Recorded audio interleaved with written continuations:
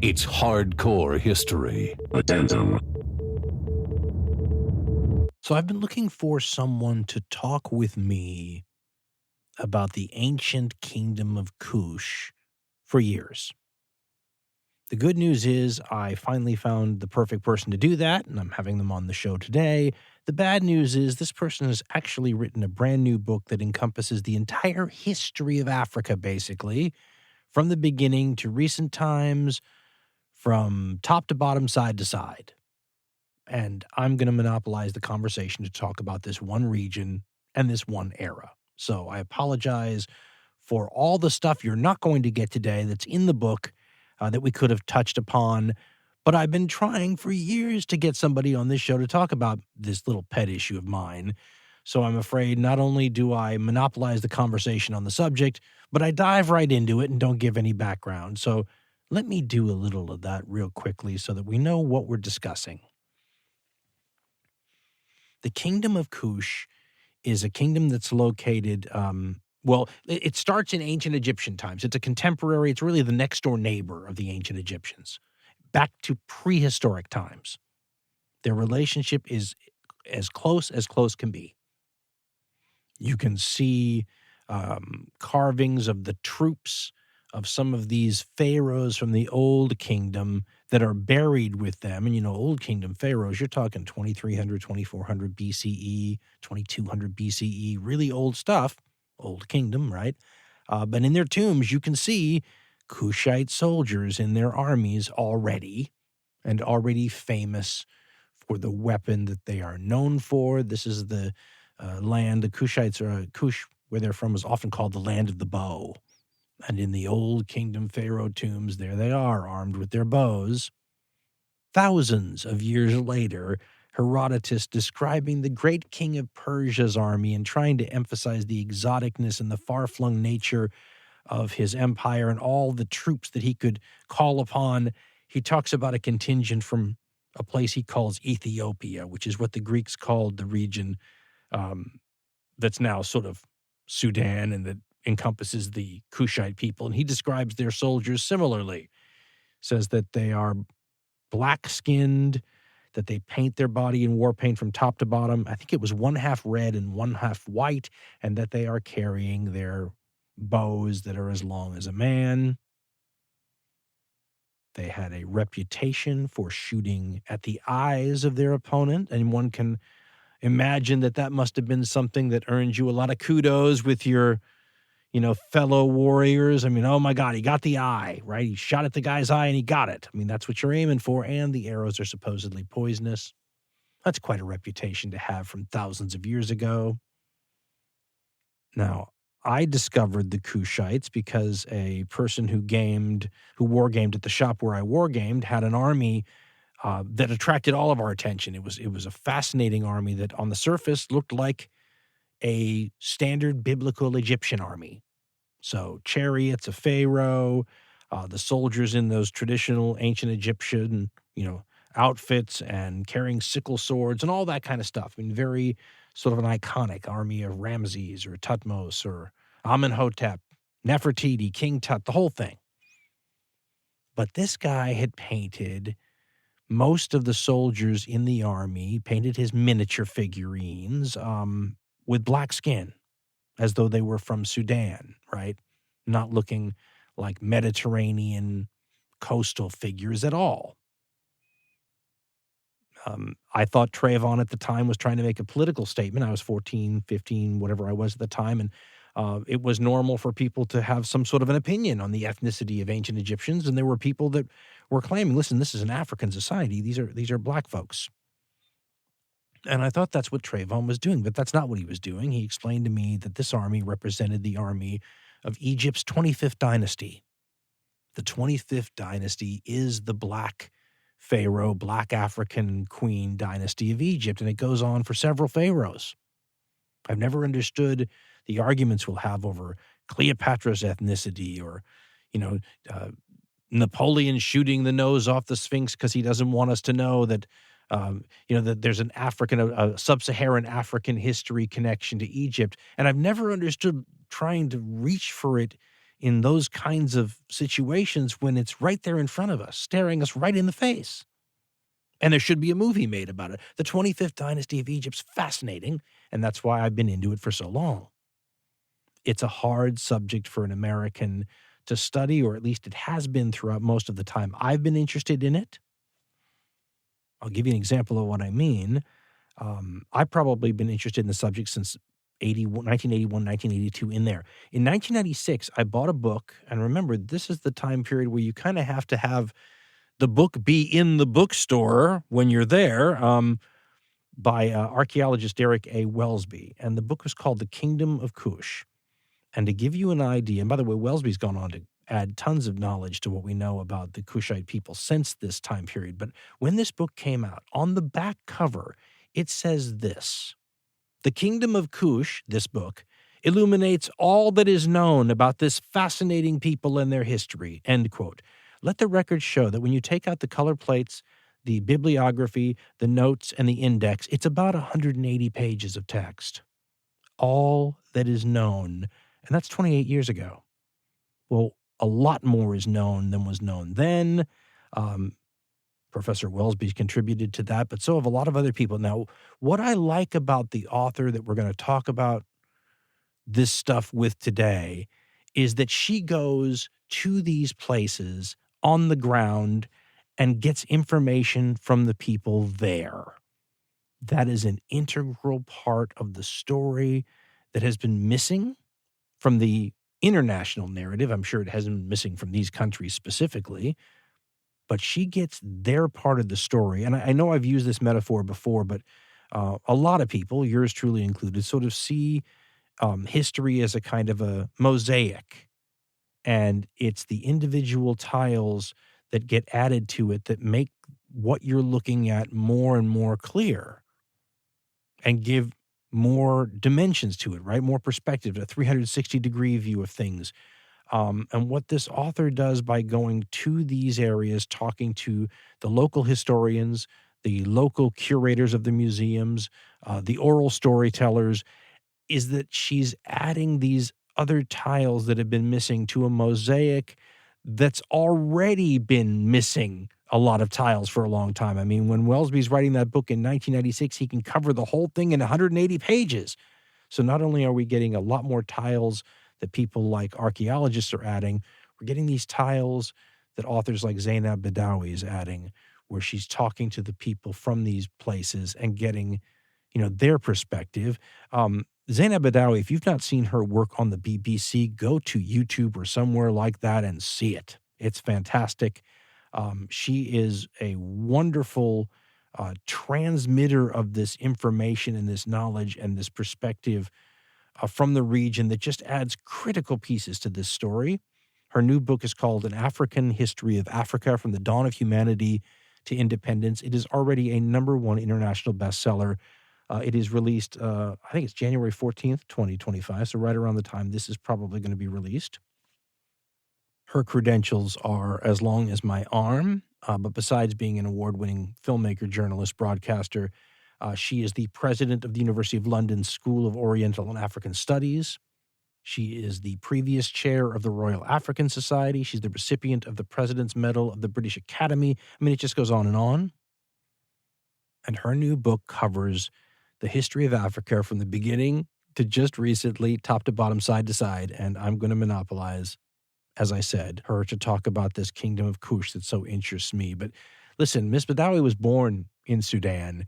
This is her history from her ancient time period and the very roots of the people that were first making history in the land of her birth. So who better to talk to about the ancient Kushites than the great and talented Zeinab Badawi?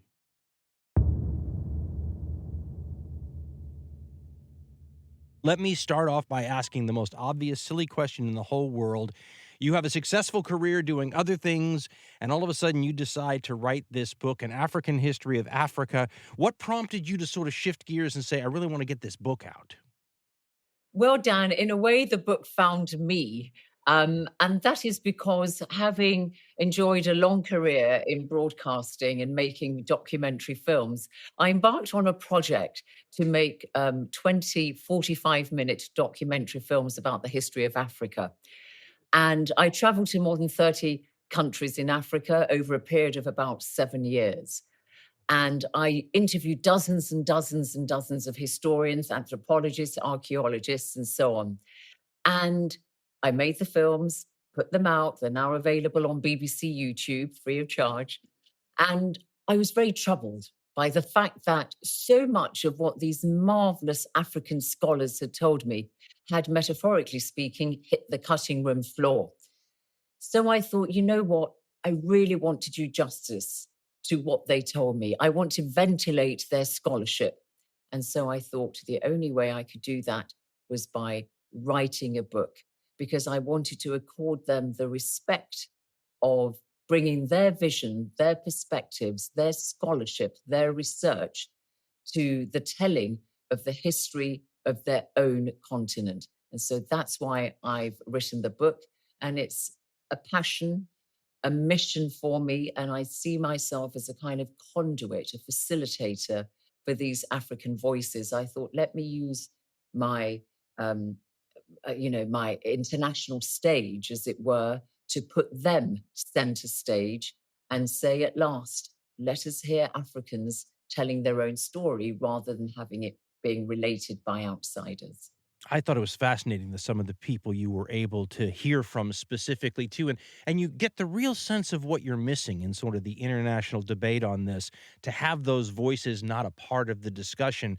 And a lot of it's connected to, you point out, which of course DNA and all the historians and the anthropologists have pointed out forever, that humankind all began on that continent. Is there a sense amongst the people that you spoke to about this who are keeping alive, what starts off when you go far enough back in history into oral conversations, right? And oral remembrances, are they sort of cognizant? Are they able to sort of meld the modern day understanding that all humanity comes from that continent and somehow fuse it with their understanding of the early oral histories of the beginnings as they understand them?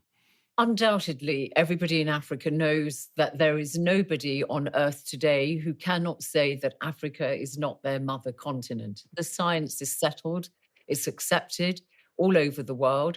There are obviously some people who perhaps find it rather unpalatable that all humans originated from Africa, but there we go. And Africans, I think, do actually derive a great deal of pride from the fact that the story of humankind begins in Africa. If you're not living in Africa today or of African descent, you're an African export. Whether you've got blonde hair, blue eyes, there's no escaping that. How far it marries back with oral tradition, that may be a bit of a stretch, Dan, because, just a quick, snapshot of how we evolved. Modern humans, that's Homo sapiens sapiens, we were fully formed about 100,000 years ago.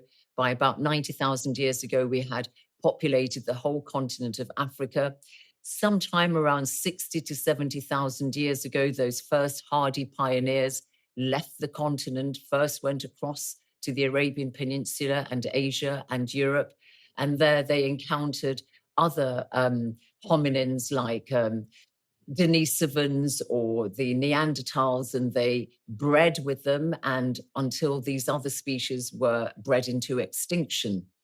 So to say that Africans today remember that history about 60,000 years ago when they migrated from the continent would be a bit of a stretch.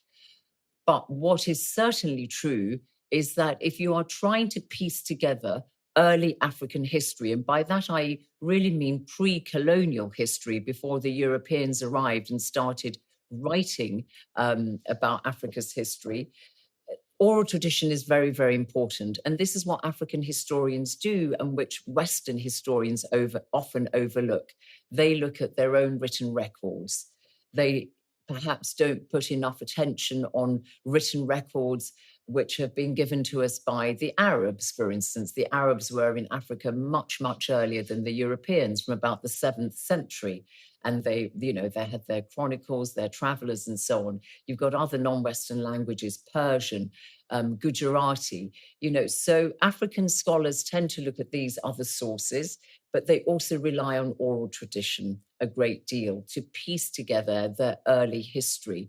And that's often supported by archaeological evidence. If you say that, Africans didn't always write and record their history, therefore they had no history, that, in my opinion, is very short-sighted. And that has often been the case.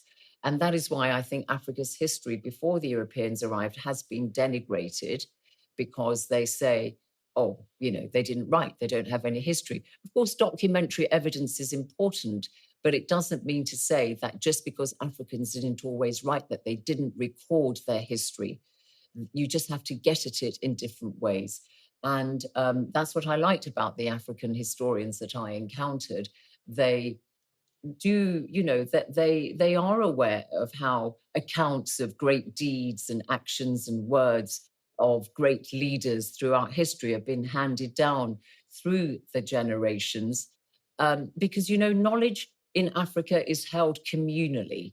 Knowledge in the West is held by an individual, but in Africa, knowledge is communal. It's, your great grandmother may be the custodian of certain tables about your people's history.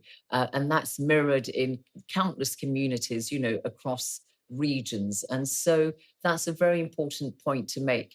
And what the African historians are saying is, we're not supplanting what the Western historians have done. We're merely supplementing it and saying, if you only look at African history through a Western prism, you will miss something. Because if you just look at, Africa through Western value system, you won't understand the African mindset. You will miss something. So in a sense, this diversification of looking at Africa's history, in my opinion, brings you a better, more rounded, more authentic understanding of African's history.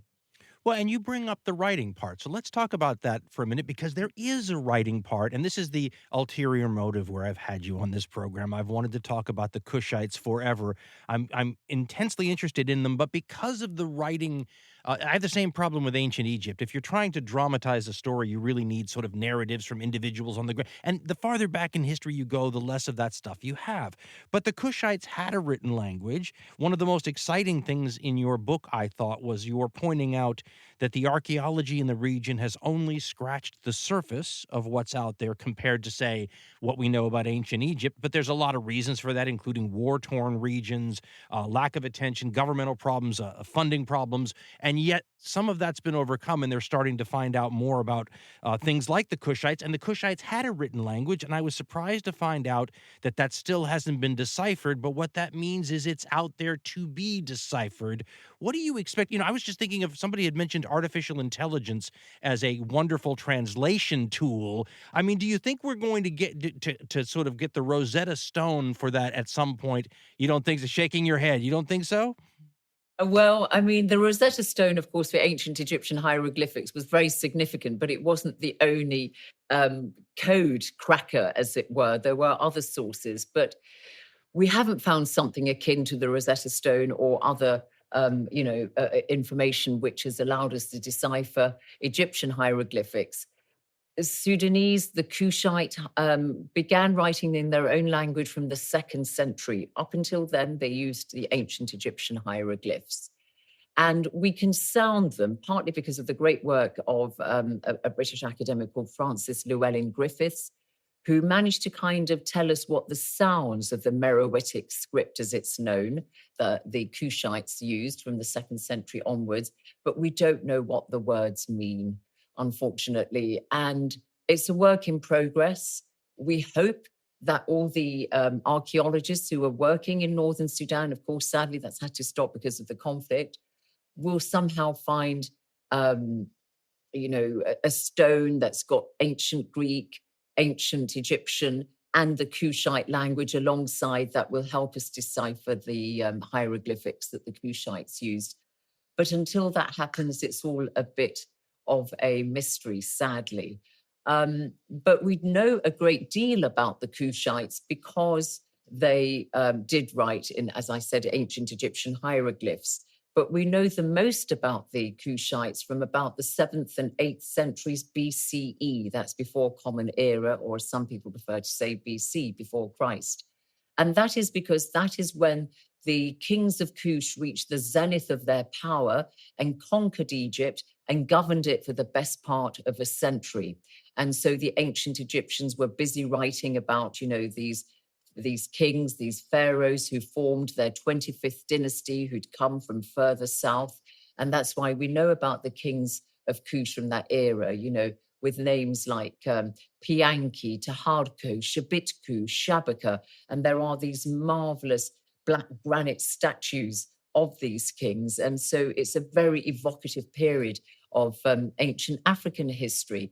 And they were not only a great African civilization, they were actually a regional superpower because they were protectors of King Hezekiah of Judah, who appealed to them to protect him against the marauding Assyrians, who were really ferocious, warlike people in that period of the ancient world. The princes of Byblos and Phoenicia in modern-day Lebanon also looked to the kings of Kush to protect them.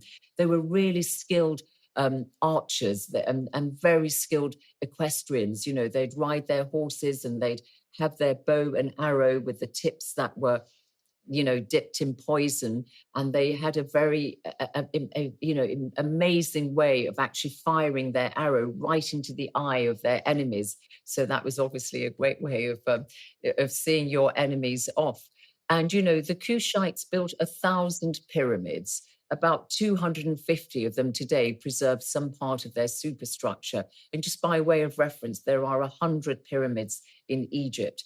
So 1,000 in Sudan, much smaller than the ones in Egypt, but nevertheless extremely impressive.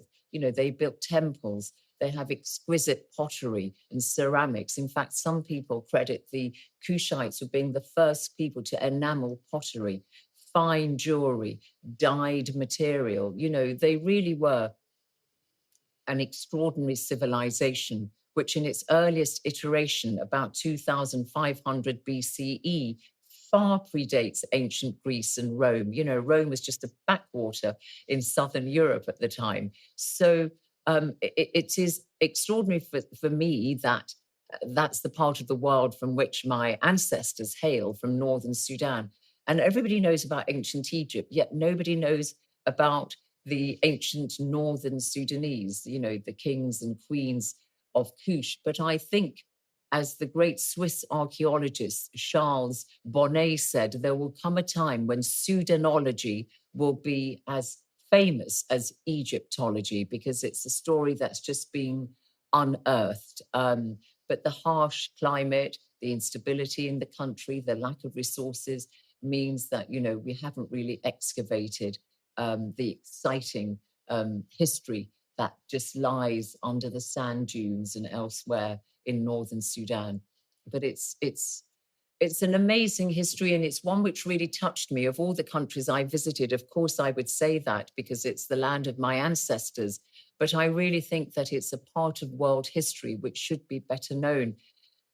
And, forgive me for going on about this, Dan, but what I also like about the story of the Kingdom of Kush is it shows you how kingdoms rise and fall.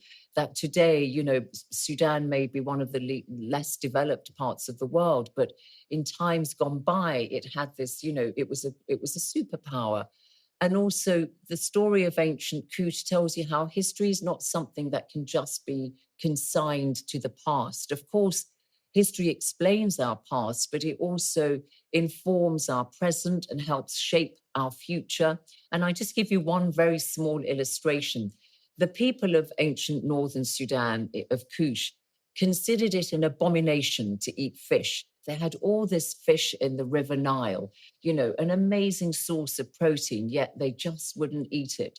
And to this day, the consumption of fish in northern Sudan is far lower than many other places in the world. It is on average 1 kilogram per person per year. Compare it to Egypt, another land of the Nile, where the average consumption is 25 kilograms per person per year. And it just shows you how, history just continues. And I saw that in so many ways when I was exploring the culture of the Kushites. And I also love the fact that the queens of Kush also had such a powerful role to play in society. They could govern alongside their husbands and their sons as co-regents. And there was some like Amani Renance, who would actually lead their men into battle. She was known as the one-eyed queen because she lost an eye fighting the Romans in 30 BCE. And in fact, they were forced to, in the end, sign a peace treaty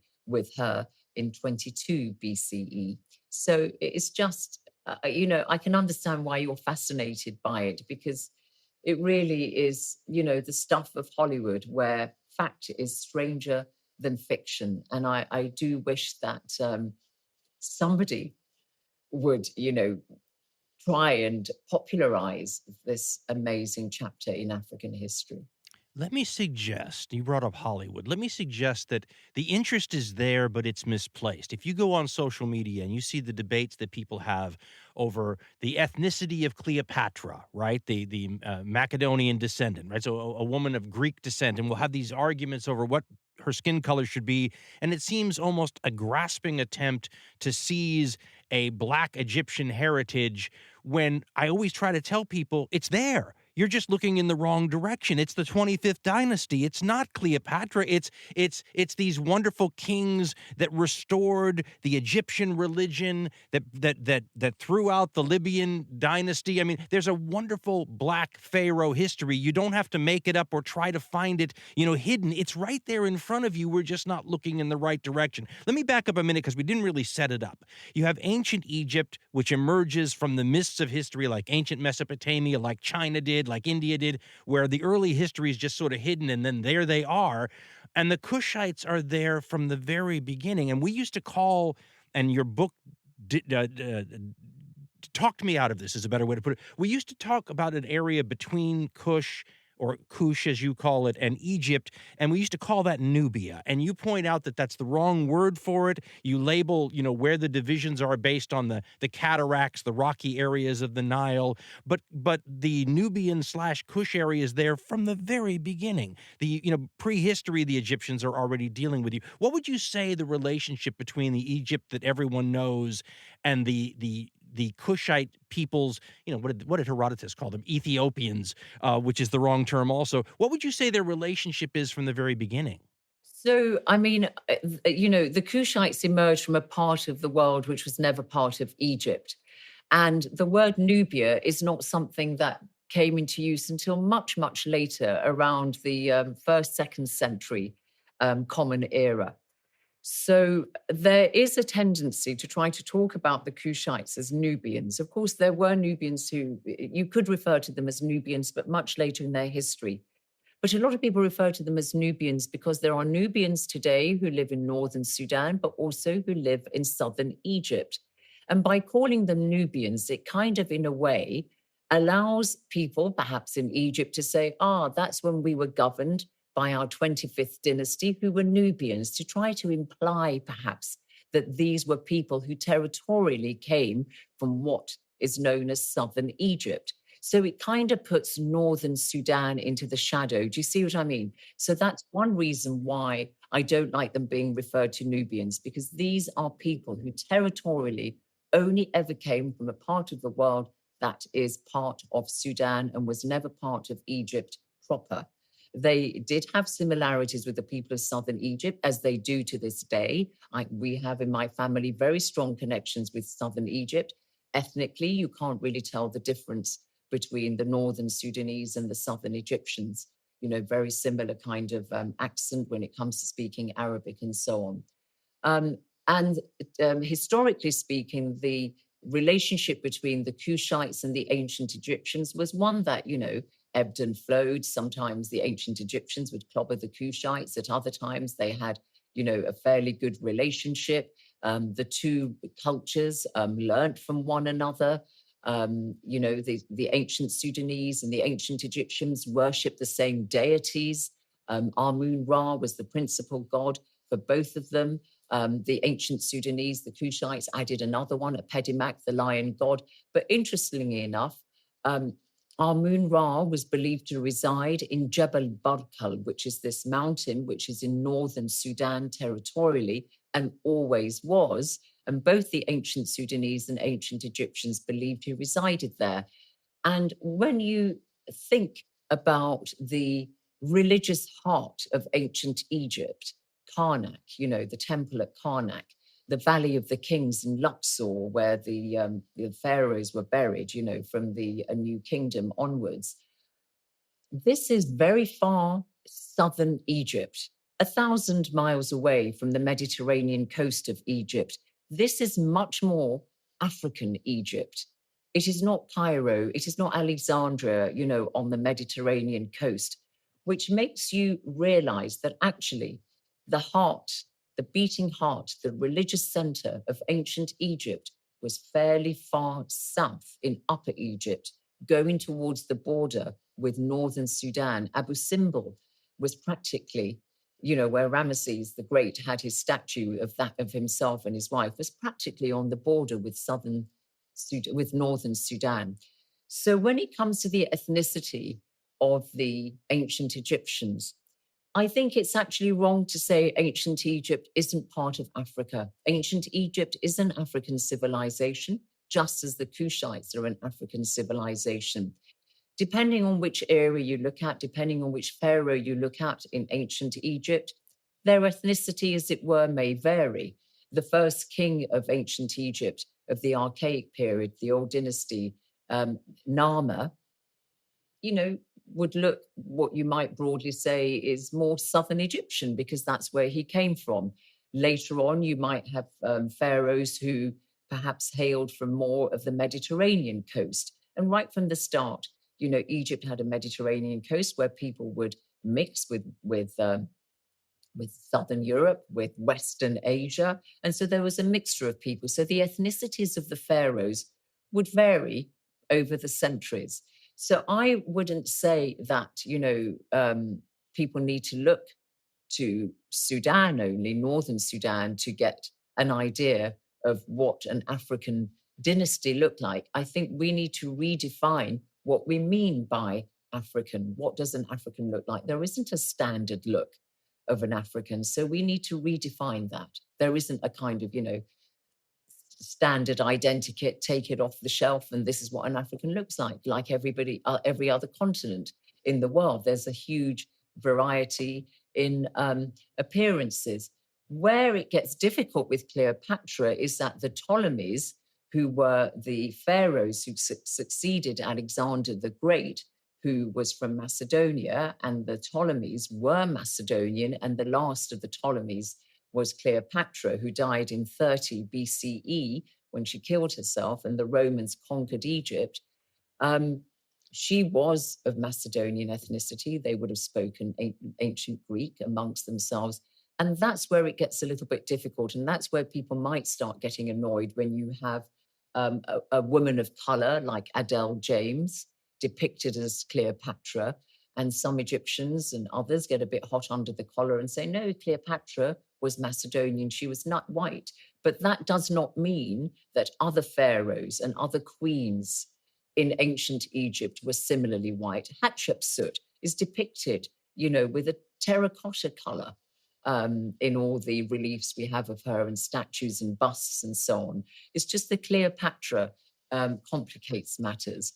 And also the Afrocentricity of the Harlem Renaissance in the 1920s. Yes. African Americans, started saying, well, look, we, want to look to our African roots in order to, bolster our identity and so on. And so they look to ancient Egypt to do that. And that, again, is something which annoys some Egyptians, as we've seen from the social media kind of exchanges. And that is for the reasons I've explained, but it is also because in 641 Common Era, the Arabs conquered Egypt and settled there, and obviously mixed with the Egyptians. And the Egyptians assumed the Arabic language, and they also assumed Arab ideology, which made them feel that perhaps they were a bit separate from the rest of Africa because they became part of the Arabized north of Africa. So that's another reason why that sometimes there's a bit of a distance between Egyptians today and the rest of the continent. But I firmly believe that the Arabized north of Africa is as much part of the continent's history and is as much part of Africa as any other part of the continent. That's something I really got from your book. It was a reminder, you'd mentioned the sort of interesting ethnicity of Egyptian pharaohs, but you see that over and over. You see it with the Roman emperors too, right? I mean, by the time you get to the empire, they're coming from all over the place, right? It's a cosmopolitan sort of a deal.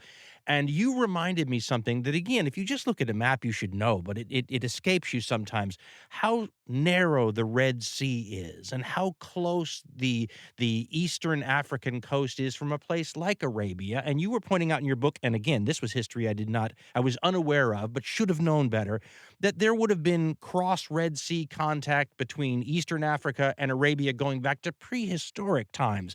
Can you talk a little bit about, I mean, that's, we think about outsiders coming into Africa and influencing Africa. We forget that that's going to be a two-way street and that traders always have stuff that people want from far-flung distances. Talk to me a little about maybe pre-Islamic contacts between Eastern Africa and what we would call Western Asia.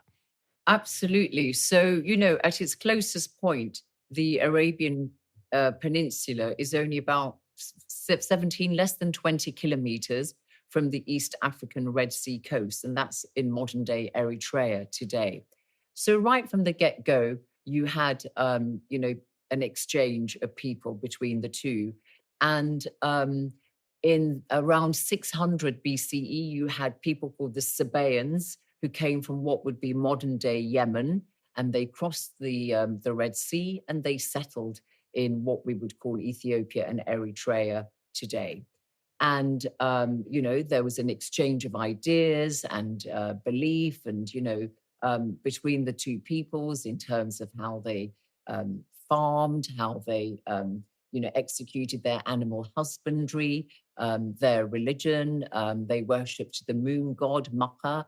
And also the Sabaean language influenced the what we would call the Gez language, which is a kind of forerunner, as it were, of the modern day Amharic and Tigrinya that is spoken in Ethiopia and Eritrea. And the alphabet looks quite similar. So, yes, there were traders, some would come, some would go back, but then there were also these settlers. And so you see that from the get-go, and you see it now in the appearance of the people there. There are some who look, quite Arabized in Eritrea and Ethiopia. And those links have just existed throughout the centuries. And to this day, you'll see trade going between the two. You'll see that Arabic is very widely spoken along that Red Sea coast of East Africa in Eritrea and Ethiopia doesn't have a Red Sea coast because Ethiopia is landlocked, but Eritrea and Ethiopia, of course, historically, the kingdom of Axum and so on, it was all just one region. But certainly along the Red Sea coast of Eritrea, Djibouti, and so on, Arabic is spoken very, very extensively. And that's the point, people always migrated. We tend to think of migration as a kind of more modern phenomenon, and people, saying, oh, we don't want these irregular migrants, be it people from coming from Mexico into the United States or from the Middle East and Africa into Europe and so on. But migration is also, is as long as history. People have always migrated, and it's led to a kind of melange. Let's talk about some of the glamorous stuff from a standpoint of the great oral stories where you've got kings and queens and battles and all the romantic stuff.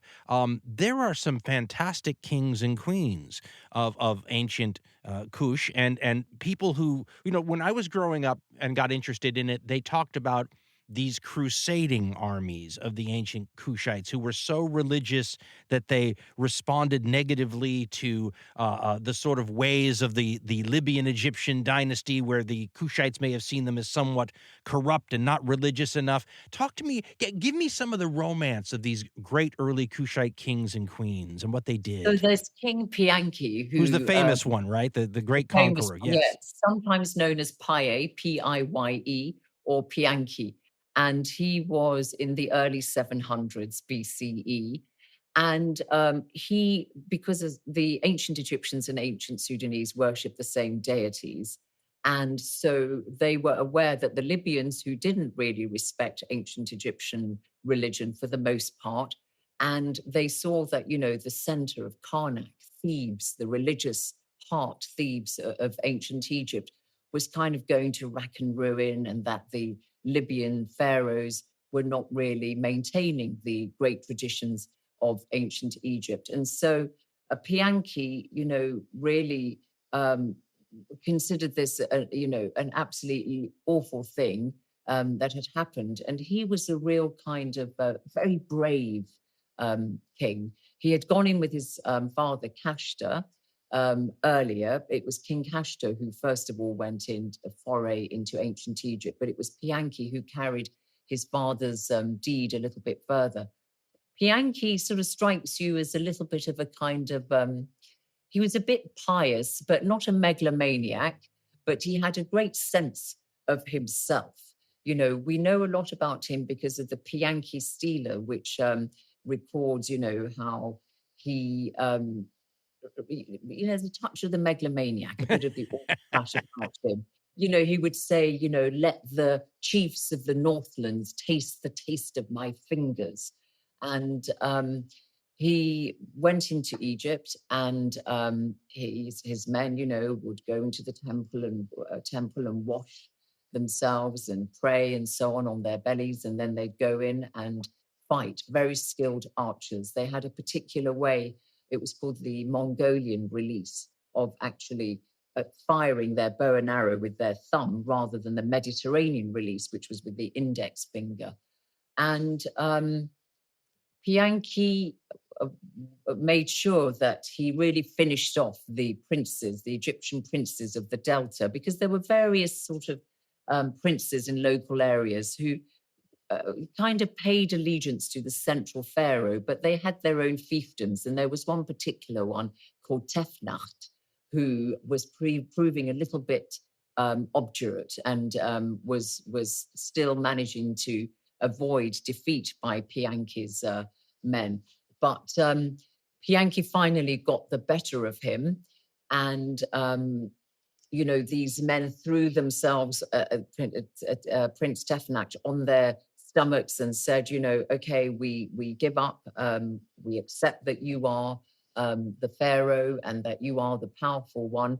They opened their treasures in their rooms for him. They said to him, take our women, if you like, as your concubines and so on. But Pianki, because he was quite pious, was like, no, I don't want your women. Keep them, let them maintain their modesty. He took the treasure, but then he said, show me the stables. And when he saw that the stable was full of horses that had become so emaciated because of the siege of Hermopolis, because the Kushite soldiers had encircled Hermopolis. And so the people inside, obviously, starving, and obviously the horses were practically dying. And it said that on the stela that Pianki became enraged like a panther and said, nothing that you've done has angered me as much as allowing these horses to practically starve to death, because the Kushites adored their horses, and Pianki especially, really just valued his horses, to the extent that when he died, he was buried with his 4 horses. The horses would have been buried alive with him, and they were dressed, with their tails all beautifully brushed and wearing, silver plumes and decorated. So, Pianki, I think, is a very, very fascinating character, because after he conquered Egypt and so on, he just took all his booty back with him and went back to Kush and never returned to Egypt. So, they are just very, very colourful characters.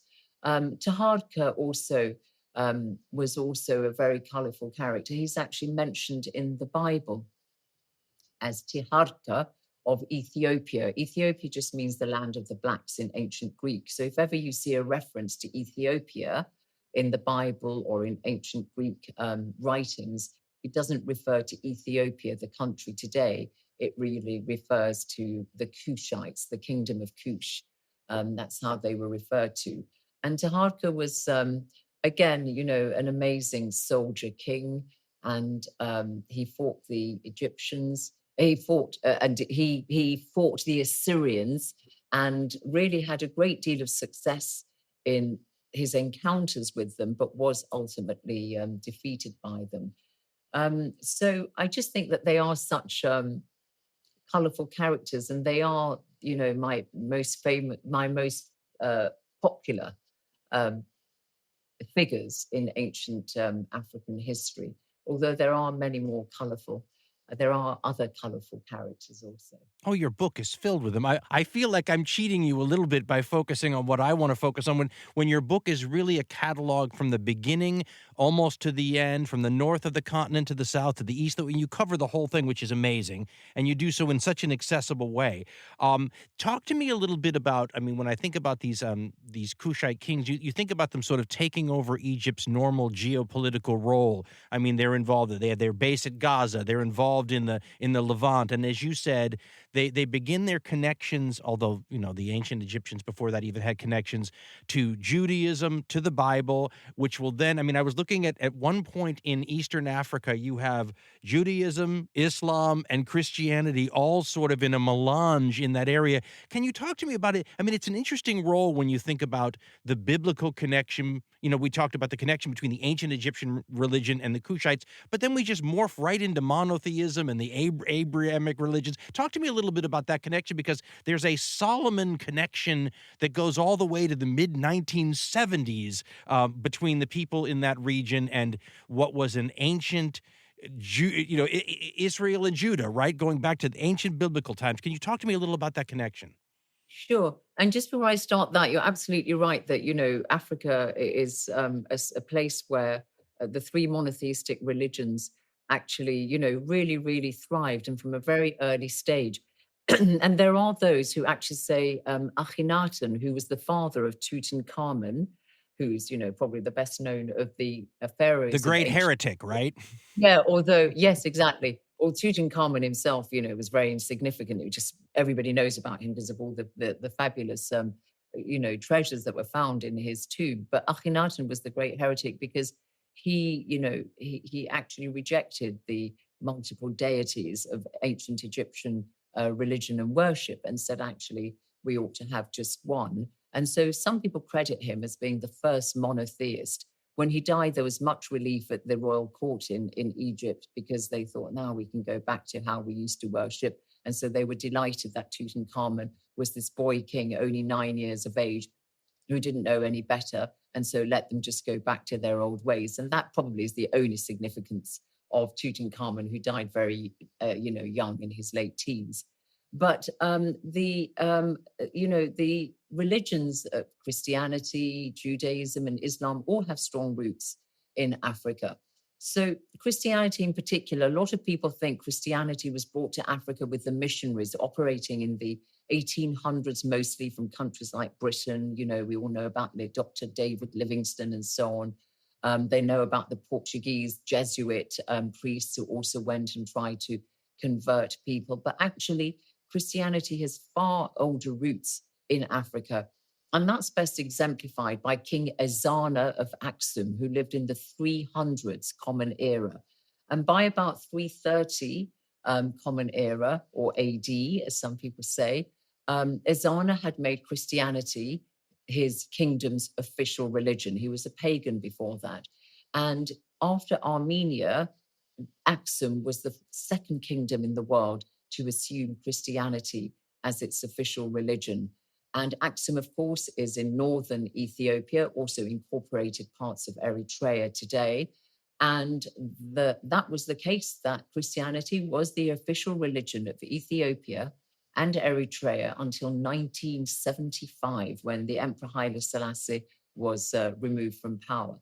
The Ethiopians all believe in their history, beginning with the story of King Solomon and the fact that King Solomon had an affair which gave rise to Menelik, with the Queen of Sheba. Sorry, I should say that again, that King Solomon had an affair with the Queen of Sheba.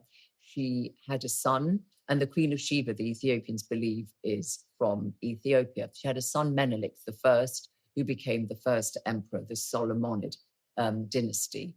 And that continued with some interruptions right until 1975. And so this is all recorded in the books called the Kebre Nagast, which were written in the 14th century by probably several authors. And it means the glory of the kings in the Amharic language. And, that's the story of how Ethiopia came into being for most Ethiopians today. There's some question as to whether the Queen of Sheba could actually have coincided with Solomon, because that would have made her living around the 10th century BCE, hypothetically speaking. And if you go to Ethiopia, outside Axum, in a place called Dungur, there's this amazing, the ruins of an amazing castle with remnants of a huge kitchen and bedrooms and so on. It would have been a very fine palace, and people will say to you locally, that is the home of the Queen of Sheba. Archaeologists would say that it dates to a much, much later era and probably was the home of a nobleman.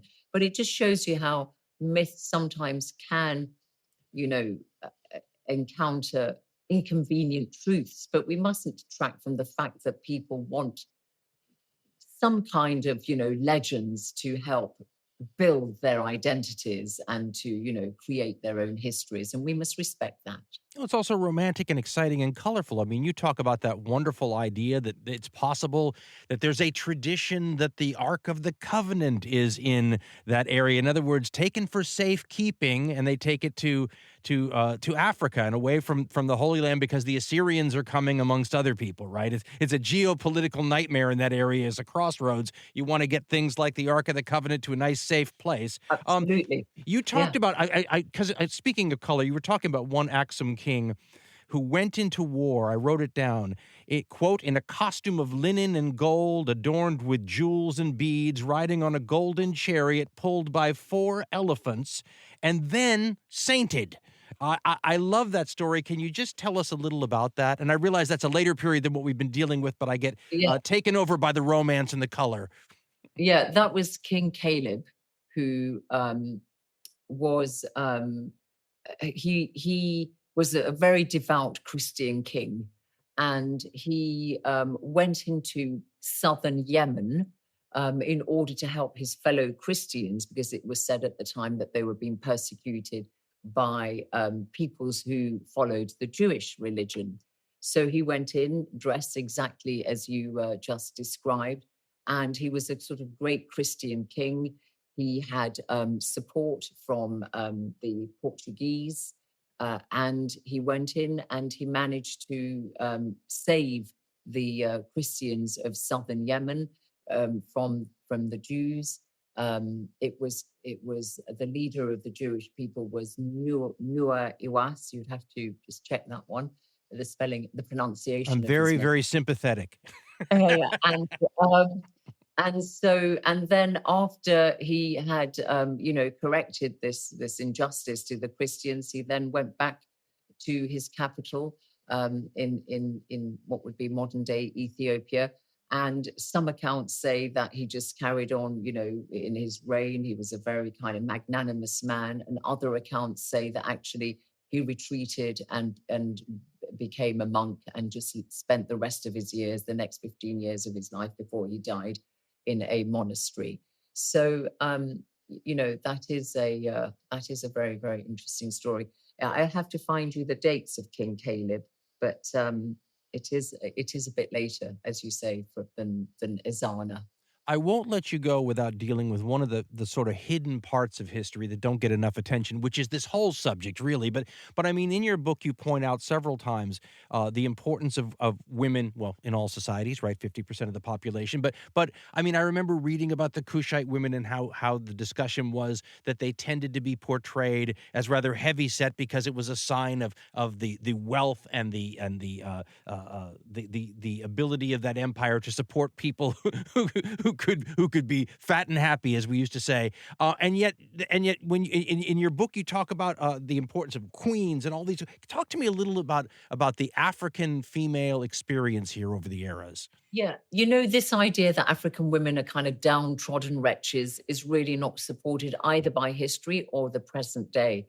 If you go to any African country, you'll go to the market and you'll see how it's dominated by these African women who grow their own food, because most food is produced by small farmers in Africa, and most small farmers are the women.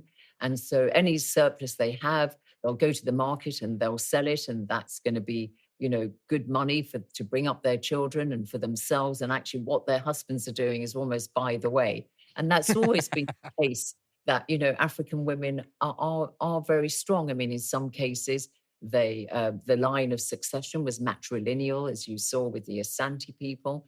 In the case of the Kushites, queens, Kushite women had a very powerful role to play in society. They could rule equally as co-regents with their husbands or their sons. They could be warrior queens. African history is littered with examples of strong female leadership, such as Queen Njinga of the Ndongo Kingdom, which was a vassal state of the Kingdom of Congo. So she was born in 1563 and died in 1663. She was a remarkable woman who fought the Portuguese. I like her story because it shows how once the Europeans started encroaching on African land, they didn't just take it lying down, they resisted. Queen Njinga, after her brother died and killed himself, she maneuvered herself into position of becoming the ruling queen. She was always marked out for greatness by her father, the king at the time, who thought she was the most able of his children, and he would take her to councils with him. She was also very effective at wielding the fighting axe. When her brother, the king, became king, he asked her to go to meet the governor of Luanda, which is, of course, the modern-day capital of Angola. And their kingdom was about 250 miles away. And he said, go and tell the governor of Luanda, who was Portuguese, to stop taking our people as slaves. And so she went dressed in her finery and went with this huge entourage. And when she arrived, the governor Luanda, sitting on this beautiful chair covered in velvet embossed in gold, told her to sit on a rug on the floor to show her subordinate status. She refused and chose her tallest female attendant, told her to go on all fours and sat on her to negotiate with the governor of Luanda. A marvelous story. She outwitted the Portuguese, at every turn for the best part of a quarter of a century, and died, in her 80s with her crown on her head. She died peacefully. Ya Asantewa, who died in 1921, who fought the British in Asante land, what would be modern day Ghana. There are many examples of strong female leadership, because I think in history, we take that HIS in history a bit too seriously. His story is her story. And the queens of Kush, I go back to them because they were known as Candakas. And in fact, the ancient Greeks mistook that name for the name of a woman, Candaca. They didn't realize it was the title for the queen. And that's where we get the modern day women's name Candice from.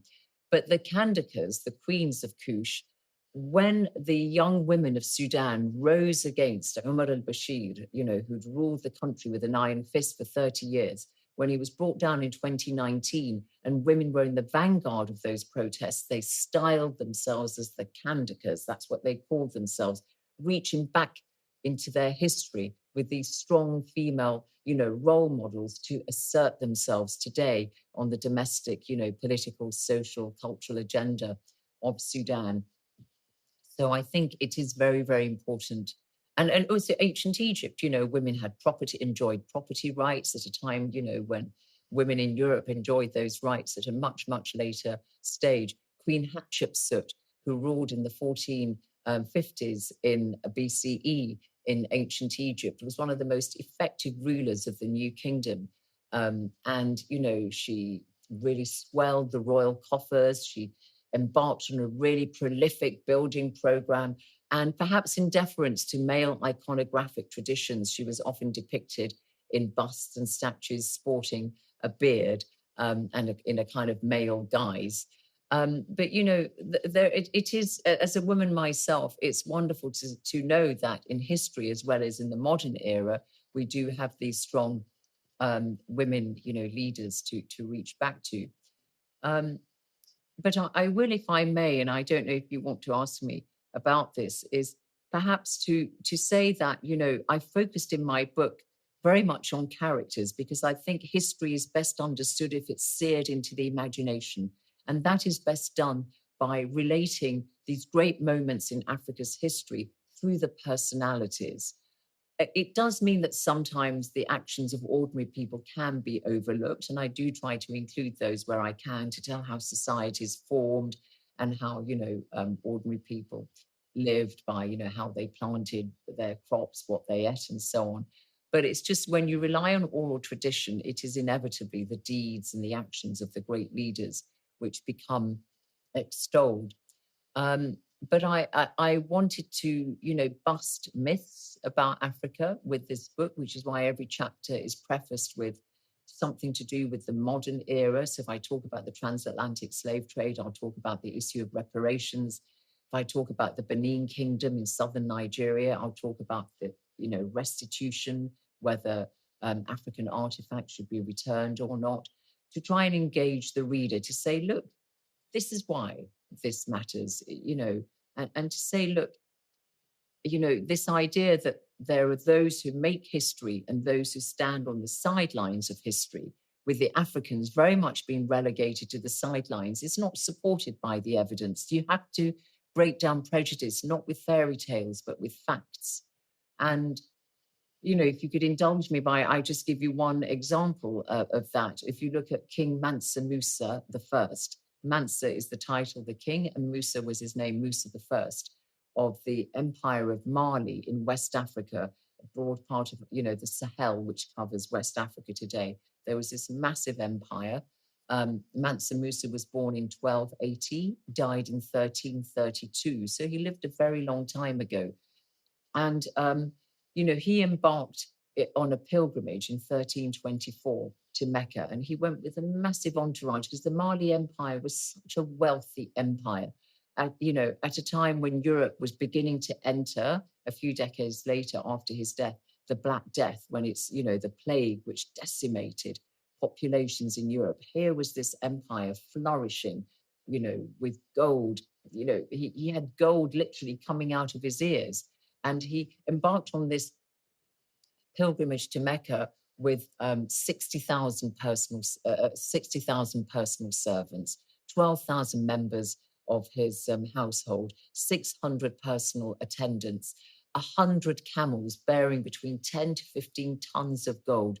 He stopped in Cairo on the way to Mecca and on the way back, and he spent so much gold and gave away so much gold that the global price of gold plunged by 25% and did not recover for more than a decade. And by some accounts, he is the richest individual to have ever lived in the world, worth about 435 billion US dollars.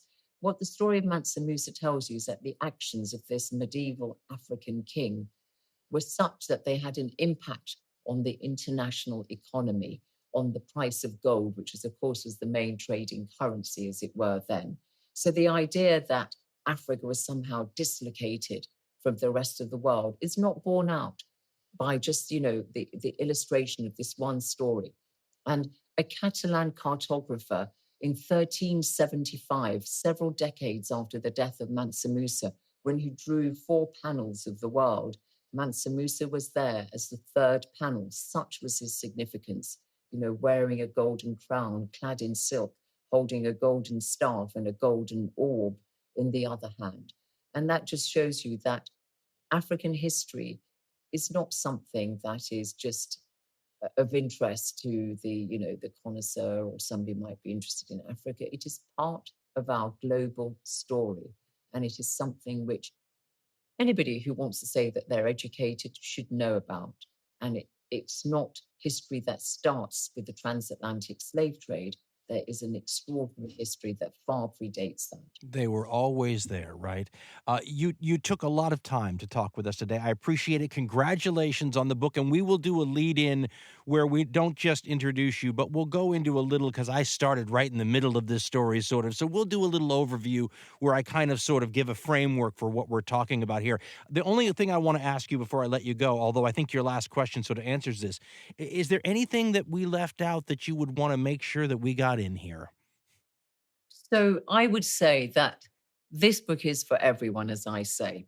And I wanted to narrate Africa's history. It's revelatory because I'm staggered by the level of ignorance about Africa's history, particularly its pre-colonial history, even on the continent itself.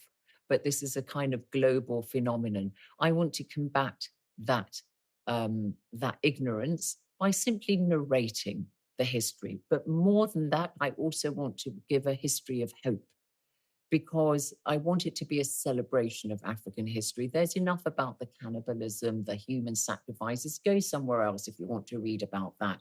For one book like mine, there are hundreds out there that you can read about that kind of stuff. I want to redress the balance. So to the non-African reader, I want to say, yes, Africa is where it all started, where you started. Hey, aren't you interested in how the continent of your birth developed? But to those people of African descent who have a closer connection to the continent, who may live in Africa or of African descent, like the African Americans, I want to say to them, you have a history that is a history, institutions, a culture and tradition and beliefs that are worthy of study, that are worthy of respect. And as the wonderful Wangari Maathai, the Kenyan environmental activist who won the Nobel Peace Prize, said, you cannot enslave a mind that knows itself, that understands itself, that values itself. And I think that the telling of history by Africans themselves, and I hope in my book, in a relatively accessible way, goes some way to saying to people of African descent, you have got something which, through which you can hold your head up high and let nobody tell you that you have a history that just begins and ends with, enslavement and racism and so on. There's so much more to your heritage, and I wish you to embrace it. And if this book, in any small way, can contribute to that mission, then I'll be a very happy writer and a very happy person. And more being discovered and uncovered all the time. Thank you so much for taking the time. It's a wonderful book, and we'll make sure at least our audience knows about it. Thank you so much indeed, Dan. I've really enjoyed talking to you, and thank you for your very thoughtful questions. And thank you for so clearly having read the book and digested it. My thanks to Zeinab Badawi for coming on the program today, indulging me, focusing on the pet issue I was interested in here. You'll want to get the rest of the book, though. There's a ton of great stories there, and her approach is, well, a little hardcore history-ish in the way she goes about things. Good stories about interesting figures and a sort of a zoom lens that gives you a sense of the length, breadth, and depth of the history of the African continent. It's an African history of Africa from the dawn of humanity to independence, already available in the UK. The American edition, I believe it is, comes out in mid-January 2025.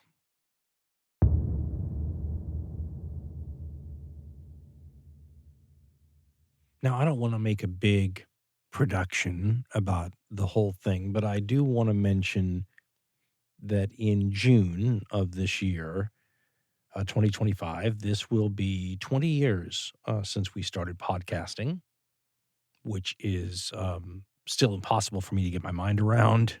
It's strange to me that this is what I've done now for the longest time in terms of a career in my life. It's nothing I could have trained for or known about. And, we're obviously in our normal traditional fashion, not taking the kind of advantage one in a business should probably take advantage of an anniversary like that for promotion and all these kinds of things. But the one thing that occurs to me as I think about it is you.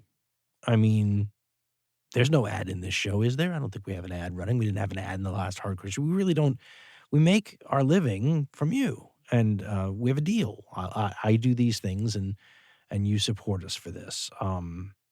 It's just me in terms of the content, so it takes some time. There may or may not be a mythical producer involved, but this is it. And this operation is funded by the listenership. And to be able to do this for 20 years with you folks buying the old shows and contributing in the several ways that are out there for you to support us, it's nothing that anyone ever thought would work. That's a good way to phrase it. We talked to a lot of experts about the business model over the years, and nobody sees this working. Just want to say that, because the people that defied all the odds and all the experts are you, and to be doing this for 20 years, I never forget why I'm able to do this. And so the main thing that comes into my head when I just meditate on my life and where it is here, because of this thing that everyone used to roll their eyes at me when I said what I did for a living back in 2005. And we started the same month, and it wasn't a coincidence, that Apple started supporting podcasts on iTunes, June/early July 2005. When I think about all the shows that were around back then that are gone, and you think about all of the shows now and how much the big corporations, and I got nothing against big corporations, but how much of a giant professional endeavor this all is now compared to how it used to be. And here, we still have this little operation. It's still running the way it used to run, for all of the downside that also entails. But I mean, we're still here, and there's only one reason for that, and that's you. And that's all I can think about with this milestone that's approaching. And so I just wanted to say to all of you, thank you.